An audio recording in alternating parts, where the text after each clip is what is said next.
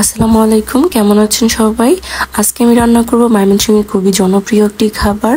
এই তরকারি রান্না করলে আপনি বাসায় কখনো একলা খেতে পারবেন না, আশেপাশে সবাইকে অবশ্যই দিতে হবে, কারণ এই তরকারির এত পরিমাণ স্মেল যা অটোমেটিক্যালি মানুষকে জানিয়ে দিবে যে আপনি বাসায় এরকম একটা মজার তরকারি রান্না করতেছেন। লতি, কাঁঠাল বিচি আর আমাদের নান্দাইলের বিখ্যাত চেপা শুটকির এই তরকারি যে একবার জীবনে খেয়েছে সে কখনো এই তরকারির স্বাদ বলতে পারবে না। এই তরকারি রান্না করাতে লাগছে না কোনো প্রকার তেল অথবা পেঁয়াজ, শুধুমাত্র একটি উপাদান ব্যবহার করে এই তরকারির যে এত পরিমাণ স্বাদ হয় তা আপনি একবার না খেলে কখনোই বুঝতে পারবেন না। তো ফার্স্টে কাঁঠাল বিচিটাকে আমি 90% সিদ্ধ করি, তারপর দিয়ে দিব লতিগুলো, যেগুলোকে আমি হালকা একটু কুসুম গরম পানি দিয়ে ভালোভাবে ধুয়ে নিয়েছি।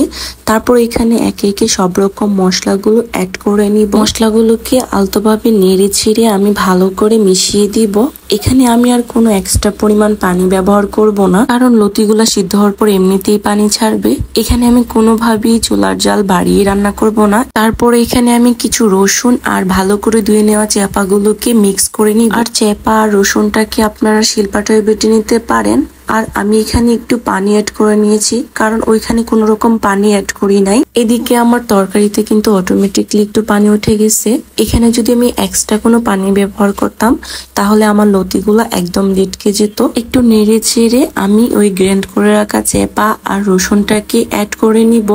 অনেক জায়গায় এটাকে শীতল অথবা বিভিন্ন নামে ডাকে, তবে আমাদের ময়মনসিংহের মানুষ বেশিরভাগ এটাকে চেপাই বলে। আর এই চেপার স্বাদ বিভিন্ন জায়গায় বিভিন্ন রকম স্বাদ, আমি যতটা বুঝতে পারছি, কারণ আমাদের নান্দাইলের যে চেপাটা, সেই চেপার যে স্বাদ, সেই স্বাদ আমি অন্য কোনো জায়গার চেপাতে পাই নাই কখনো। চেপা রসুনটাকে অ্যাড করে আমি একদম ডেকে লো হিটে রান্না করে নিব। জাস্ট লুক এট দিস, দেখেন আমার তরকারিটা দেখতে কতটা ইয়াম্মি হয়েছে। বিশ্বাস করেন এই তরকারি টেবিলে থাকলে আপনার আর অন্য কোনো কিছু খেতে ইচ্ছে করবে না।